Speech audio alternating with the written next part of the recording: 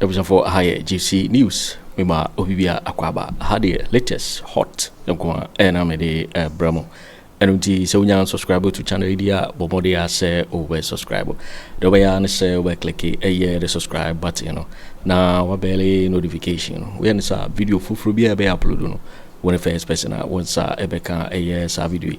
Afi we are now what like video no give us a thumbs up now fi share my for so that when you be here now we and somewhere also Ghana memo hadum.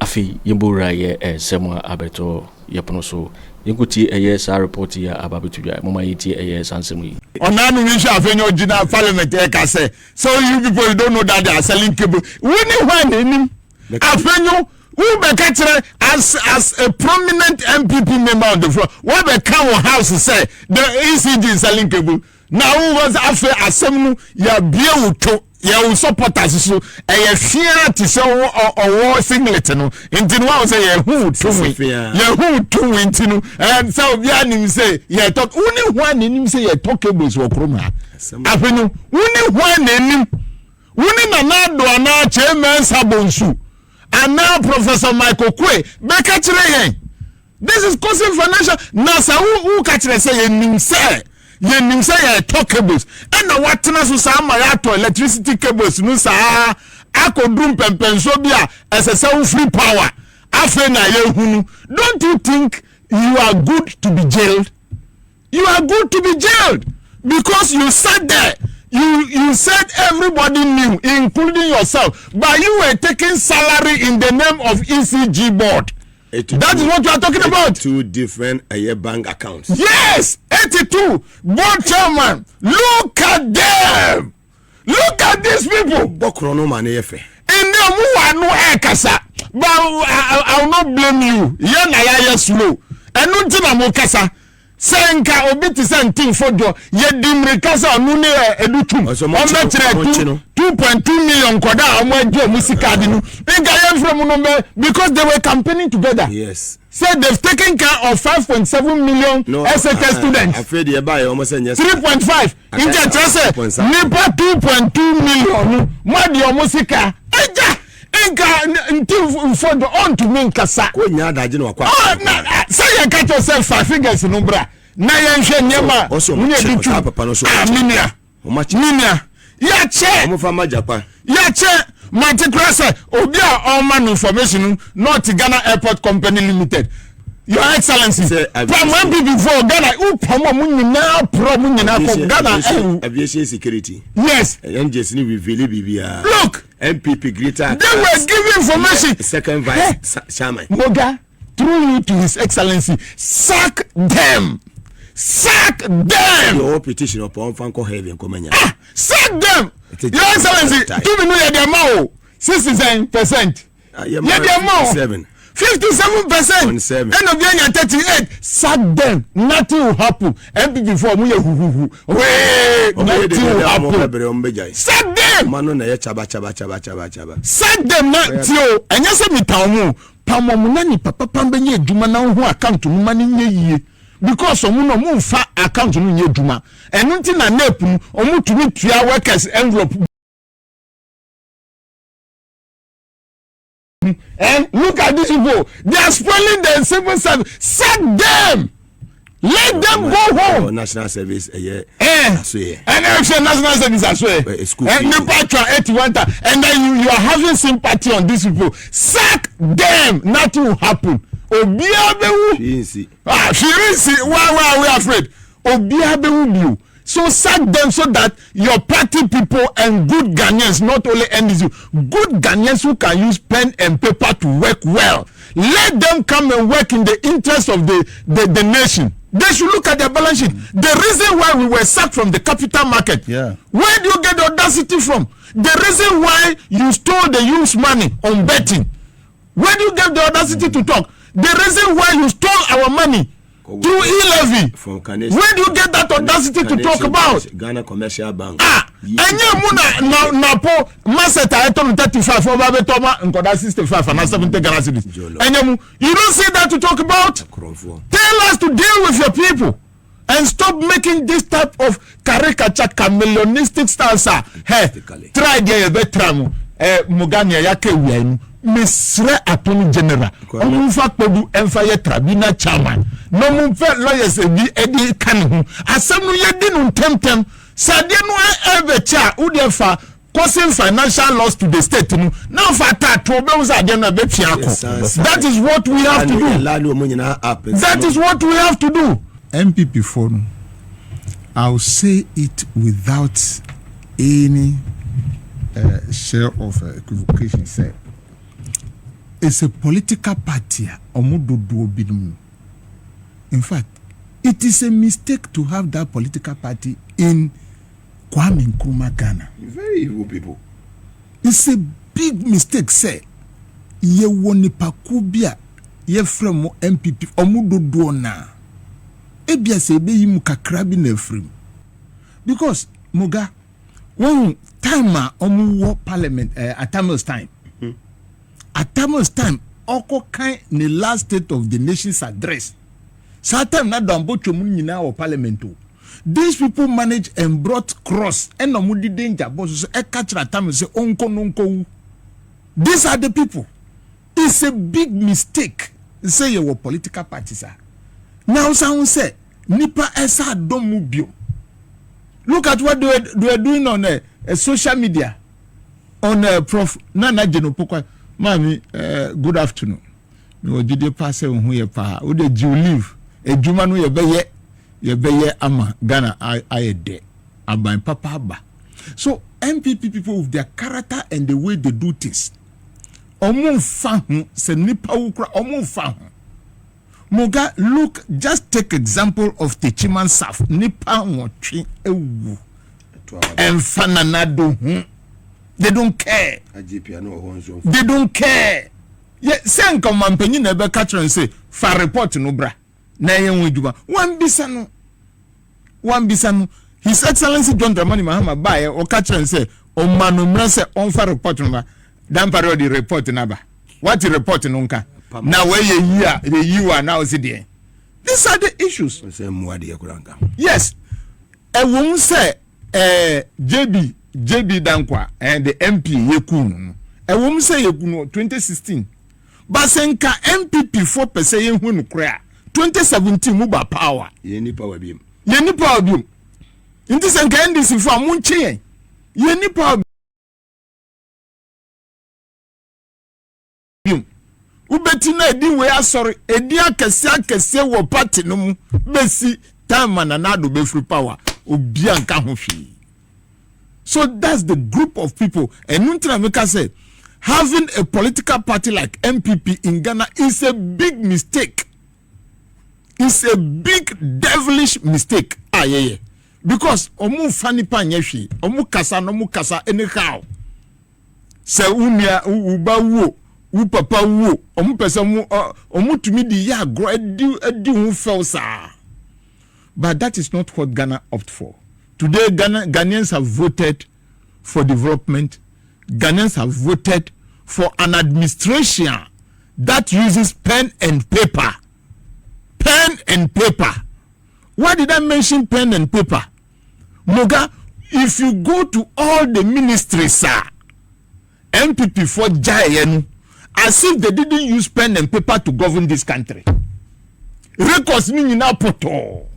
That is what this afternoon I'm coming from 2 ministries. Mini ministers me no shy. Bibia poto.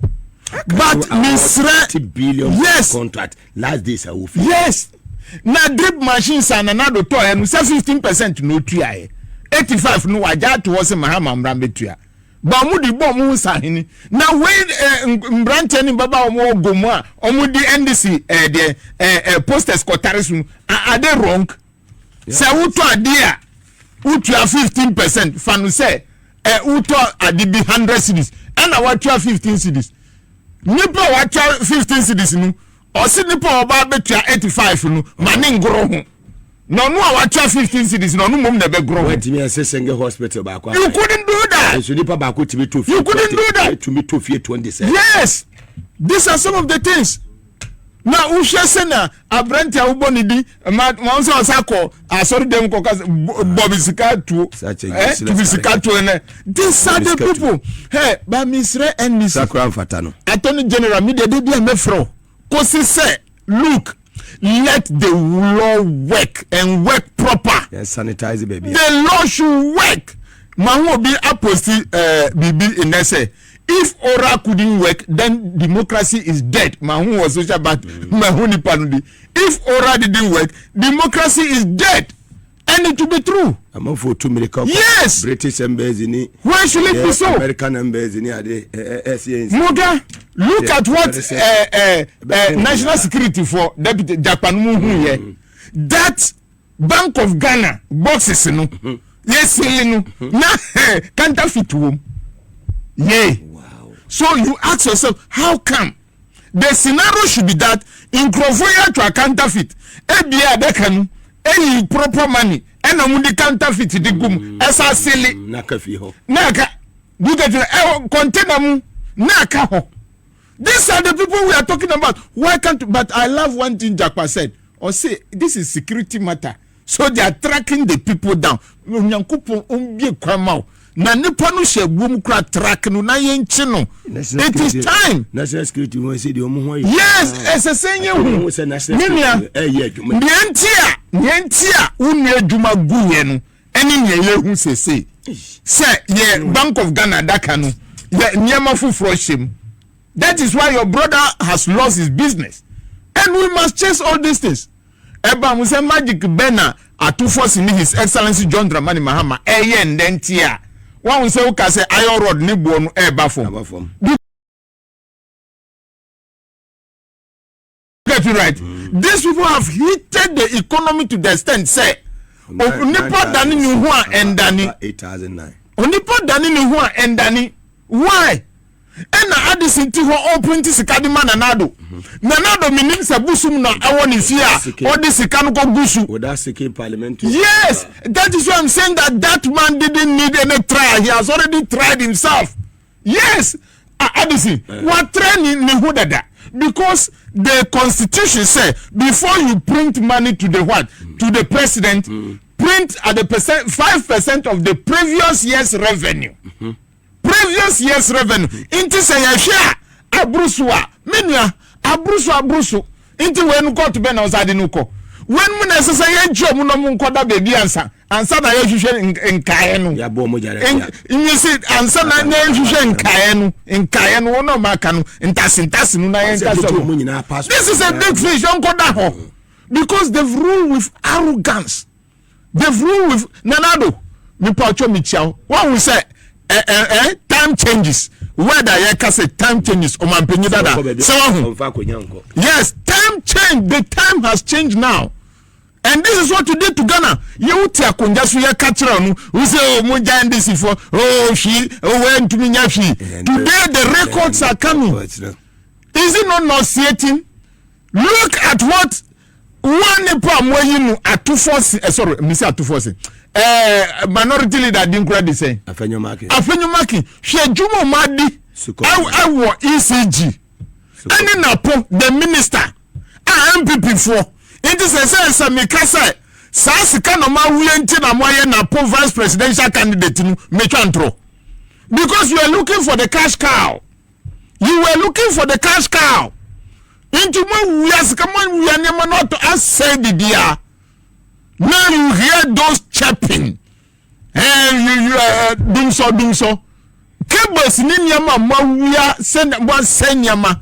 How can people who have gone to school and have degrees and certificates could order goods more than necessary than the institution even needs? Moga, more order procurement for more order nyama sahabru 7 billion.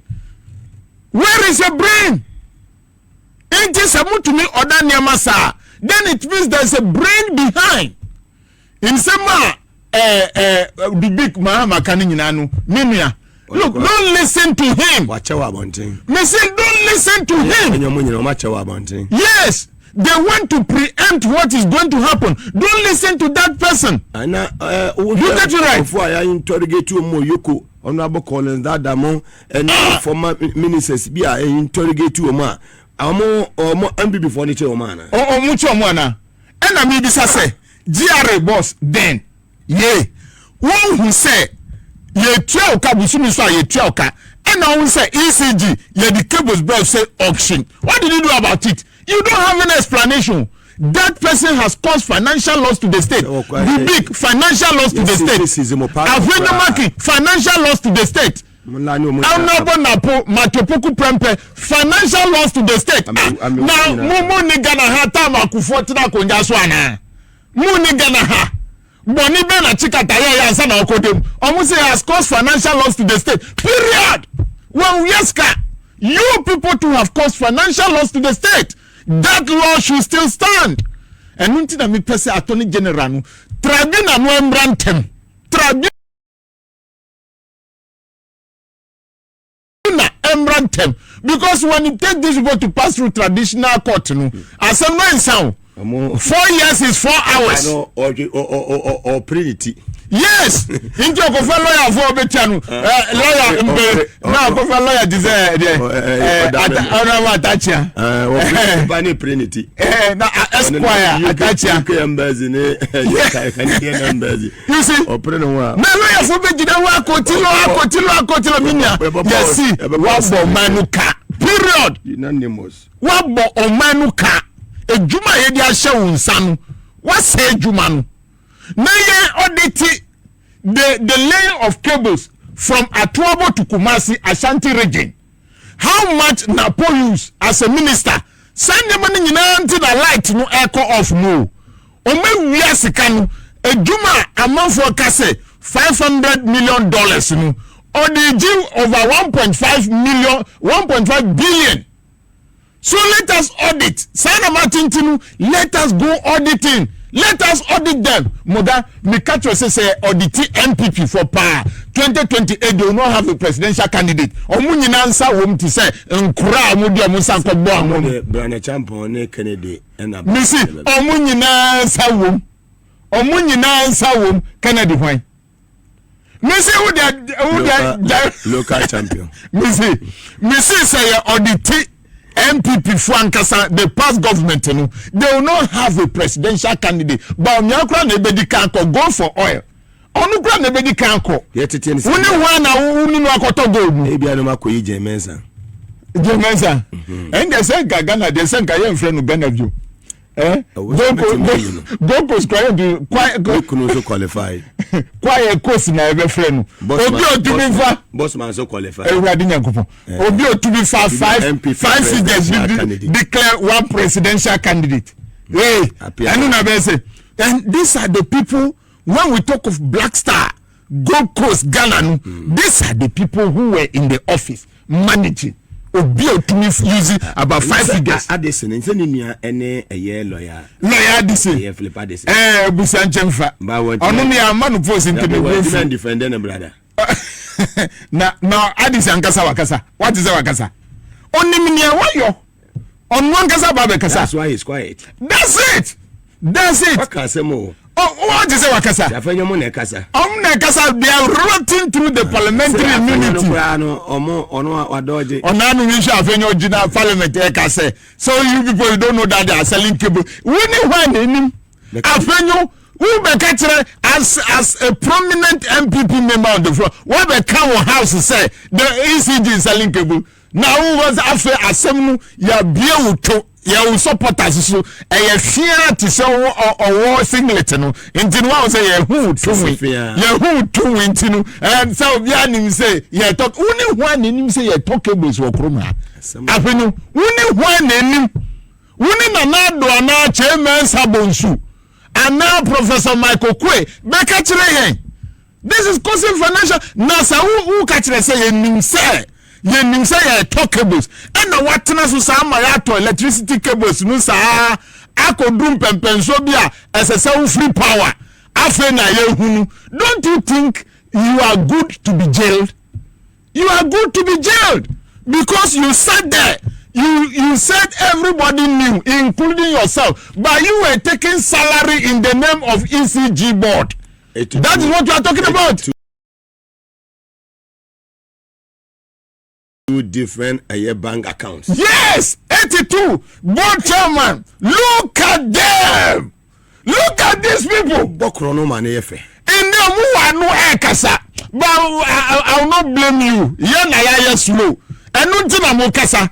Senka obi ti se ntin fodo. Ye dimri kasa onu ne edutum. O metre 2.2 million koda omo ajo musika di nu. Nka ye from no because they were campaigning together. Yes. Said they've taken care of 5.7 million SK students. Afraid you buy almost 3.5. Inja chase nipa 2.2 million. Madi omusika. Eja enka nti for on to me nkasa. Ko nya daje no akwa.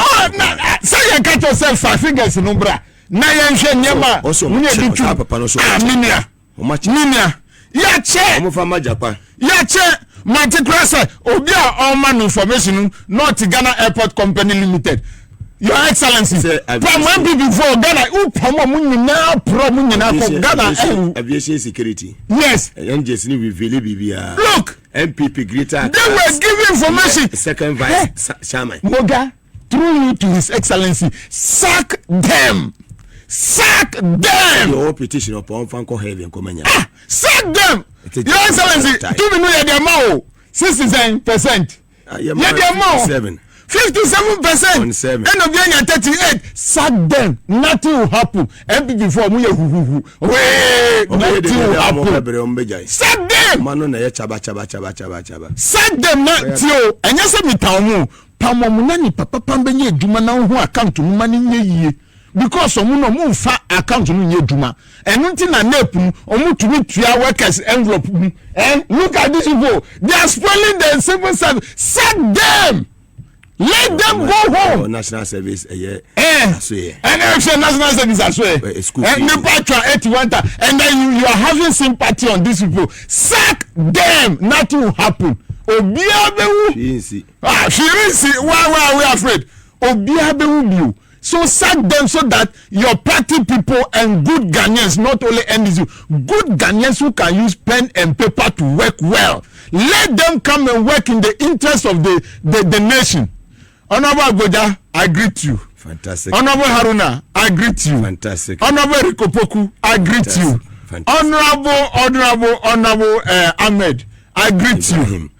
Honorable Muntaka, I greet you. Hey, sir, commanders are omo galamse site no. Transfer them. Move for bin come in way constituency. No mu go ye the regional no mu fa no nko. We take them. We shouldn't be afraid of these people. Fantastic. We shouldn't be. Very well, madam. Honorable Daniel Esiama. Former MB. Martin Pegbu Akasa. Na me besi eti nsema waka no na fe ye de nkomo twetwe no eto aso. Production team are ready a monfa aye Martin Pegbu ne nsem no entudwama. Missing container saga reinforces the point that yes, we really made a good choice in kicking the MPP out of office. Yeah, you see those days I was making a lot of noise. Other people were making noise. People even said, "Oh, do you have a personal problem with Akufo Addo?" What the things Ghanaians said. Oh, at time a near draw desert. You see, look at this large number of containers. Till date, this one, the best Dubi can say is that they are misplaced. They are not lost. Where are they misplaced? He cannot tell. At least, Anka, the day he was leaving office, he should have a report that will show that on the day he was leaving, everything was all right. Or on the day he was leaving, only 100 containers could not be found. So today, if he's not in office and the number is ballooned to 1,300 and something, he doesn't know about the rest. He can't give that answer. So for me, the more this container saga rages on, then the more I see the wisdom in Ghanaians really humiliating the MPP in the elections, showing them that we could really see the corruption. They were denying and denying. And apart from this container saga, you've heard other cases coming out. We kept saying they were corrupt. Oh, no, nobody's corrupt. Everything is fine. Everything is fine. You see, this is just a tip of the iceberg. From what I'm hearing informally, you see more cases, more. So kudos to John Jinapo. Kudos to him. Let it continue. As I've said, even if eventually the number is not 1,300, we would have gotten somewhere, because so far they don't have answers, full answers, except to say they are misplaced, but they cannot show where they've been misplaced, etc. Right? So let's go on to the second stage, where we'll do the forensics. Yes, the forensics. So that's to say the stage at which they'll do proper more detailed investigations, where calls will be made to the people who have come into contact with the containers, etc. Mr. President, Fanoko Tribunal Chairman, Kotuna Mobetiano, Tribunal Chairman. Martin Kwebu, were you too much? Tribunal Chairman. Tribunal Chairman, number de Dawudu Mwaka, lawyer Dawudu Mwaka. Yes. Better than in PSA. Over to you. I said, Akufo Addo ama Ghana for who say. You want to Amemuni ye wona horo pa. Amemuni Odo kurase odo mugu ahodo. And amemuni de edotwem. Kromu pa. Jini ahometo. Protect you more. Krom. Ogo kan yesi menka no. I can say be say Benfu said that point na be wun. Ni hu ne tintin. Ye de do so no win. And yehu ni mudu pa. Mugabe, then aba. Transitional period. NMP people say. Nkrata asio. Ye ja 3,000 containers as port. Me do de. Mpatotio. Nsembisa bi ni.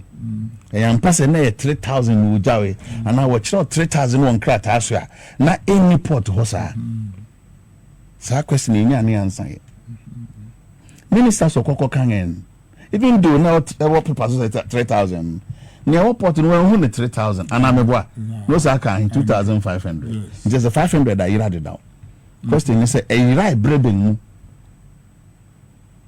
Also, no formal committee because in the Mentiase Papa, in Kratasu 3,000, may buy a 2,005 committee money with him, or go buy that 1,009, 1,003 something, maybe. Iti mufa eno so asanga yira asako yenya ni hwehwemu a MPP viso NBC abaso yenya ya bo pepepe so okay se excavators to need to iradia e do mo so ma breson containers etu ayira o start etwetwe yen abo so no nim nya na ehye ase ehwe de utie won kasa o yen time bu ase na yenya hwehwemu preko Ora Dubik, no me wa bekasa. Dem pange bi nkwa bi sa on different platforms. Baby hono so container bi enu ayira. Meboa. That's what he said. Also containers ni nyina wo e bi anyira ye. Nti eguhe. To come and tell us. Exactly. Mo show you baby. Na me de say won an shut down friend officially. E ono na also nensa kan committee na minister etiwe no se onye nhwemu ma no ne report o de buy no baby ho no ngan indict no ne ho wumbi na ho wumbi asa nya wonwa ana me boa kosi na ahia ho wumbi esan se wo na oyeti yes enti wo kono na ahia na wo ho then na okujawe wo de ko share he After Bawumia because me anu pese ati ase no se sa de mo hia se hia se nka mo be kraw ma kra de na manaba mo je wo gu for all these years. Na me yim say mogabeti o na me yim say to waso ma no wafa etiefo anodi ode ba ne say e ampa wo cry by the now so as at that time no na wo nema bi a wo for say enya urgent attention okay it is kind of what the causes are nema no ban wo de koye nema foforo this is we are on top of the issue we nim ya na e cause sabrenum na e me de say ba bia ya du no ho no ba bi hia no ba bia security agencies no investigators never be eduno the same minister can say fede wa refer the diama attorney general yes I know kind that's why we so no so be refer diama wona osusu so bit my hwim papa na mai yeah inte ho nam say na frɛ no babam Mugabe ana Akufo Addo kono de Ghana be fast Afenyo ayedin because of containers it's a safe about then be aso I know more per no ye board chairman be answer questions on no ye board chairman do big person don't do the numeracy no bia Into Ghana procurement law no. Ninch the minister one no and cover papa. Internally with me one name maybe as I with me a yampa mram hwefo no. O baba be man. I don't know what down to the beer. Any copim say the big Afenyo Markin. Or back no coin for that Adam from a friend them poor. Kennedy Agyapong. No. Eh? Yeah, name a bomb. No. Oh, resigning from NAPO so. NAPO. No, so you been here kakra. Na fe owura ya obeye Minister of Energy. Later party. Yes. When so no so ko head NAPO coin. No ko head after Kelly no. Krampa so ko okoda board no so bi. Akufo Addo nipa. Ansana onu fi hon na Afenyo Markin bye. So that's because onu ko minister na Afenyo. Nti efe na ashase. No ya tese o nko hu bi wo cancer red o water crade. And then the work en wo de akwa ko gu wuram baabi. Nti wo obi a o de ade no ko gu ho ye. Nipa na ho no so kire se asase na wo de ko gu so no say ye hinadio. One say this time no oman no on BNI from them. Why again the basa bi NIB bank adanya NIB dem. Na minimum ye BNI. Yes, Sam. And no boss ya benina brewa kura nim. Say no BNI for are closing up on them. So I don't know now the be what to go. I design out there the BSC na what is oba be re odi no. What to go. Japan eba. Dwanyo. Owura bia Akufo obi akoko na. Akoko no so wasan no na shekenten ase. Inti ni pa no de makoko yo ma me ne ba no ba. Tio, ma me ne ba no bo. Inti who say no. Ma me na bia get say wan hwe ni the next step no. Oba be ta akoko so. E wa no ya akoko so foolish and go away. Inti baby akodu ne. Aha. Inti say no, we say we fi to ni eme nugu. Because e gu fi e de ni gu ase baba. But you see, wo mo amansa. Say Ghana for every hour ko 25. Eno na Wow. Eno na owura lawyer Pebu no kan ho ase say yemisa say it is a Dr. Bawumia Mugabe sanka Dr. Bawumia no win election ya yekoya 2024 ya we continue ya see how are we going to remedy and kan be so na be fasa e be nya o say Nyankopon onya na de kwa na nyame ehira don we shira no oti azofo be kwa Ghana Japan nebanu mo no e munyane Japan nebanu munyane nti won MPP Japan nebanu munyane yeti ani mo person mo tele no enyo ne ede oyi bi ona bo yi eso aze do ko ba ku bi so hiti nya wa ye no ye bebo nyina ba so but true by the security minister John Jinapo anamuntu otu no so Dompreh no ho nya no ko say step by step and we are getting there gradually obi enu obefa do ho edi was asemi we do biko we are Afenyo Markin we yenka so bia yokronfo ye yende yenka saye na mom ye de adwuma bi ma o so what you say ye de adwuma bi ma o necessary we ye e mo man no ye tua ho ko bosum bia wan ni ye it is anu it is say bada be yiwa no nsem bi ho a obeba no be yiwa no na mom nim say ti biara nipa bi will have to suffer the consequences of this particular actions. So mo face the penalty very well Galamsey no. Oh, Galamsey. That's what I'm saying. Na be kofojo ho, da be kofojo kakra. Yan ta free no kakra. Fwe Japan no ba no. Mo she Japan ba no. Mo she Japan ba. Ebi mo ga bo ni won nyom ti. Oh, wo mo che mani si asa wasa ma so. Oh, they can't me so. MPP Jakpa Nebano Munjani Jakpa Nebano MPP Jakpa Nebano Munjani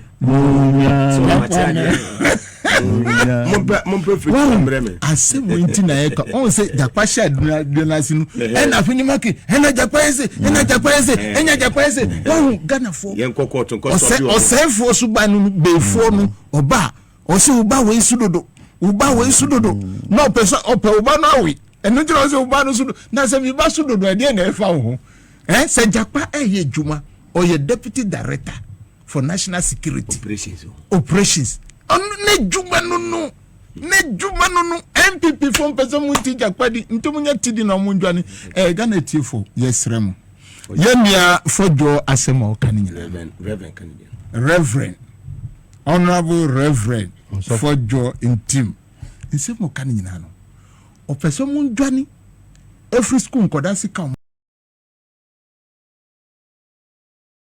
madi hu onu ni edutum intimo mayenya botrema mo muga time starless e wo ho no ye ko Brazil na country bia na ya ka chom say mu amuni nipa ebobon no starless nipa no wa intimo no mani the phone NDC for my ball the phone down balls NDC for edison grofo no omo to apa na ye bisawo nienti ameka say for John Muntio, me ma parliament da 8 good years.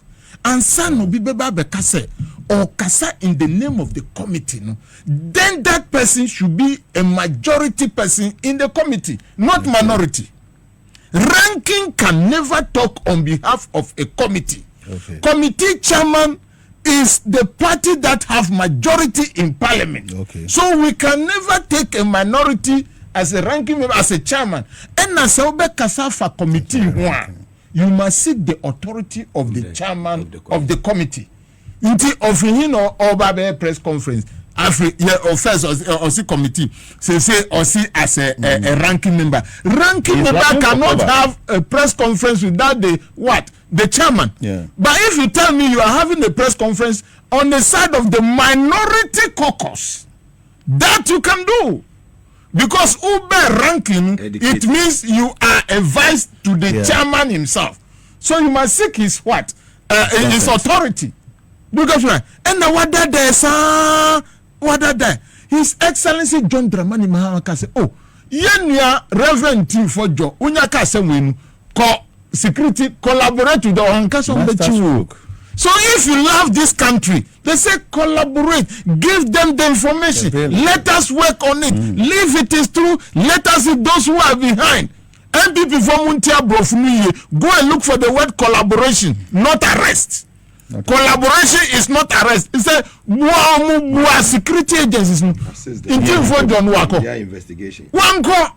After for John my papers, almost inviting, Obia invite you, must collaborate with them. Samuye Jumanu Sa Nanjodua Udia Kofie or Chinana Sabra into for Dwanko.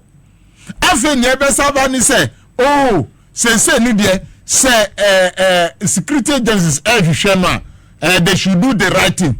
Ghana for any his right honorable speaker, the right thing is say they have to write through the speaker. Okay. Then the speaker will release him. Mina you release you what dia.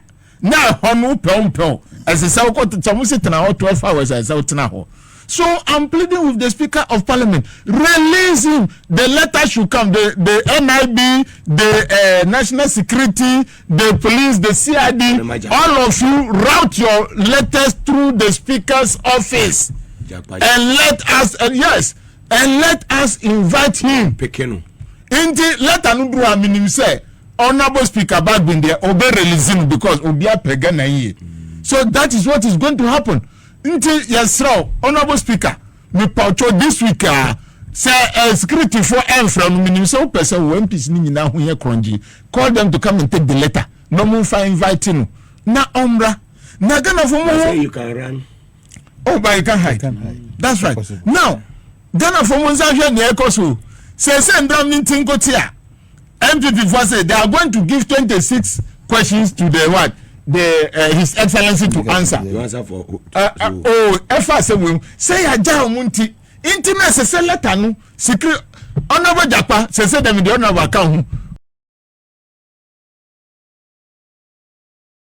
Honorable Chief Japa me paucho muma letter nko speaker bag bin dem and you man cry nko because no man fa nko say 26 question no come here say letter no kodada but speaker is out of the country say 26 questions no ba say Mama His Excellency o man moya uba hu ade no koso a no masa koso da no mu National Women Organizer no akobisa 50 questions so omu free ho na national chairman in team no akobisa 100 questions now they are closing the issues that we have to deal with, the cable issues. They will be closing them say time. Yes, and because they know we have one TV video Afenyo Markin onuni Kofi we Sintimisa or say we are government and ya koflo and ya kasemishe wa na matu assembly ama na ya dragi sa at the end of the day nu yentumi nya wejuma and then you will not achieve your objective. Afenyo Markin said it on. So that is the strategy. Let us stop them. Let us stop them. The food we are cooking, they are going to eat but they want to spoil the food. So let us stop them and cook proper food for them. Mr. Inti for John Yoyeni Ninanu, and yet that is via MPP for a developer. So we will not say we are not going to mind him. We are going to say there, Mausa Makofabi say they are tracking the aeroplane. Now aeroplane tracking and no trace Osukoko. Sorry, and cocaine. Who track aeroplane when they do free. Now Canary Airlines, you see, yeah. Aviation security on MPP. The angels no really a MPP almost second vice chairman Greater Accra region. We were friend chairman dollar on the whole. On the massa force a year. Yes. Watch you see for your political chauvinism. Who say country be the Canary Islands. They are assuming right now say aeroplane be Africa Canary Islands Ebahanu or some cocaine. That is what the MPP people are doing. I say you MPP people, they are hypocrites. Because of their political gains, they want to achieve intinu. They are spoiling the name of the Canary Islands. Say aeroplane be anyabe free ho Aqua Angola Abahanu no su cocaine. These MPP people. Na kura yetim ha 90 days ending and then 91 days. His Excellency John Dramani Mahama ate me basti 2 badges of cocaine. Na mutema na obi otumi track se na lobreti no bisa no se omusi beefo na edi chibe yi enye sa omaye cocaine wo krom ha wa na tibi ye di beyi na chibe yi ye di beefo na chiboyfo amwati mu NPP ni wakoda jail ewa America. What is this in Libya for that jail on cocaine 2022 yes into Misrem Ghana for MPP from a real Maui poto. Every sector that you go today on my sen account be a new papa who could do national service for what Mushania Esi home who could do signal at the airport moving home who should say sorry that Koshaho Zekanu Ayra sorry. Nyanka sakura yetu ohono ya saton in that sense yes cathedral no yemfili wa this is asakoton ya wahu before bra ya bopen. That this is what has happened to this country. Now why who give these people that audacity to be talking today? They should look at their balance sheet. They should look at their balance sheet. The reason why we were sacked from the capital market. Where do you get the audacity from? The reason why you stole the youth money on betting. Where do you get the audacity to talk? The reason why you stole our money through e-levy. Where do you get that audacity to talk about? Ghana Commercial Bank. Enye muna NAPO maseta eton 35 over betoma nkoda 65 and 70 Ghana cedis. Enye mu, you don't see that to talk about? Tell us to deal with your people and stop making this type of caricature chameleonistic stance. Hey, try there betramu mugania yake wienu Mr. Attorney General, Omufa Kwedu Emfire Tribunal Chairman, no Mumfa lawyers Eddie Kanu, Asemu Yedin Temtem, Sadiano Evercha, Udefa, causing financial loss to the state. Now, Fata, problems are going to be That is what we have to do. That is what we have to do. Look at what is happening in this country. And then before, Esa word that it is Mukasa. Omukasa tua yasum. Go and take your balance sheet. Busi and Anado bought 631 billion in 8 years. Go and use that balance sheet and talk to us. We are in pain. Ghanaians, we are in pain. The position as a same family beer. What being on fan agro. That is that as a nontina yet man onye jumanu. Missy onye jumanu. So your phone no mobile jumanu. We need to look at our constitution. We need to. These are some of the laws that there should be an entrenched constitution. So you must call for a nationwide referendum. Sanyamanu necessary. One said Nanado Bayanu Wabeye is it he took advantage of the weak position of our 1992 constitution. And our abusing yes. Look at the money in the forest. Money in the forest. At 703. Yes, money in the forest. Nipo okatre say oma bin MPP so for ma bin muna mo be reserve mono money in the forest reserve tools. Look at this. Yes.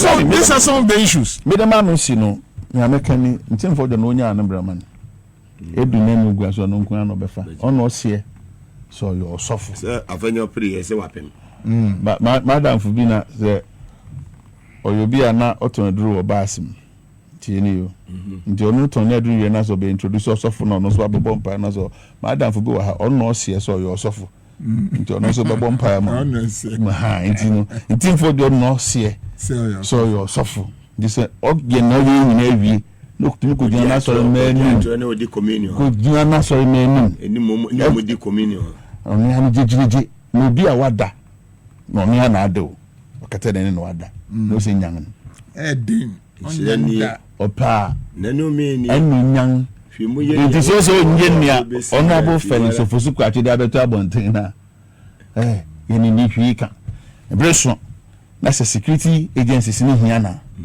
one friend Ghana petition ko American embassy and as a British embassy say the obi apese o da bi mo ga di Ghana no rule of law as a member of parliament there na I don't want to mention names so rule of law na obi on what emra na say o da no no ko do American embassy say you turn rule of Roma American embassy UK 2022 UK for America say Ghana be was social media me wo gidi wo yonga wo hwe yen ahobambo nsem so no security say obetimi etu na mon papa ma yenya result a ebema yen the true narration of the sea ni ayenya no MPP for figure do say train no kran train o say aircraft no kran no netai kra pai wo wim and fa hin ku see obeka na ngran obeka na wosrika bania fe ni say why you san me nyina awie fe no kwayanka say wa say on ma beda bonten you have x you have a lot of x omo ye history we tu ho a ochina woka omo si adenti na waka wo say na ye dia tu nkruma ye inde ye ka adenti na muka mugu dia jebida kwa hu fi mi wa mo na mo ye history no atu ho. You waiting for winning and someone about it or yapono so make say so you subscribe to channel idea but more than say over subscribe now while like video don't give us a thumbs up now fi share my work for so now when you be here now and someone also ever Ghana memoir also betimi achere wadwen afa ye some way nyira ho ever comment box mu obeti me kabi in my next video. Thanks for watching. Like and share the video. You can also drop your comment. Please don't forget to subscribe. Click on the bell to turn on the notification.